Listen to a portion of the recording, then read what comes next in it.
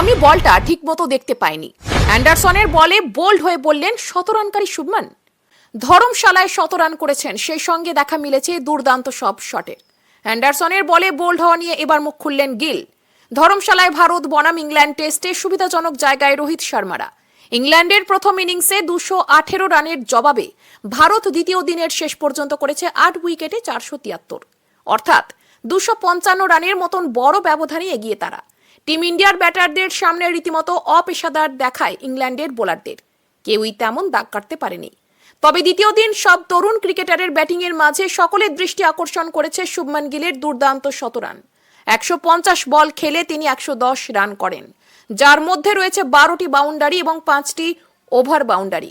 Match শেষে সাংবাদিক সম্মেলনে তিনি নিজের আউট হওয়া প্রসঙ্গে মুখ খোলেন এবং দাবি করেন যে তিনি বলটি ঠিকভাবে দেখতেই পাননি। এখানেই শেষ নয়, জেমস অ্যান্ডারসনের মধ্যে কি কথা হয়েছে সেই প্রসঙ্গে জিজ্ঞেস করা হলে তিনি এড়িয়ে যান এবং জানান সে কথাগুলি তিনি নিজেদের মধ্যেই রাখতে চান। শুভমান গিল বলেন, যখনই আমি ব্যাট করতে নামি তখনই আমার খুবই ভালো লাগে, তবে যেই বলটাই আমি আউট হয়েছি ওটা আমি মিস করে গেছিলাম। সত্যি বলতে গেলে আমি বুঝতেই পারিনি ঠিক করে বলটাকে। যখনই আমি ব্যাট করতে নামি তখনই আমার লক্ষ্য থাকে যে একটা বড় ইনিংস খেলবো।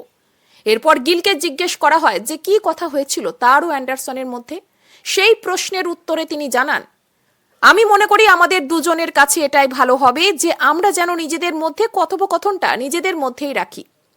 এছাড়াও সাংবাদিক সম্মেলনে নিজের বাবার স্বপ্ন পূরণ করার কথা জানালেন গিল। তিনি বলেন, এটা প্রথমবার যেখানে আমার বাবা আমায় খেলতে দেখছে। উনি চেয়েছিলেন যে আমি টেস্ট ক্রিকেট খেলি এবং আশা করছি আজ উনি গর্ববোধ করছেন আমার খেলা দেখে। এরপর গিলকে প্রশ্ন করা হয় জেমস অ্যান্ডারসনকে 6 মারা প্রসঙ্গে।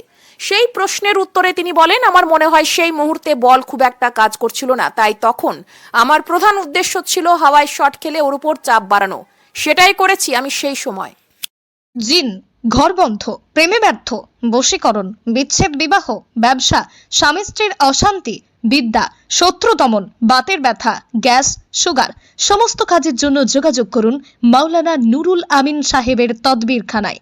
আমাদের এই হোয়াটসঅ্যাপ নম্বরে 9775237665।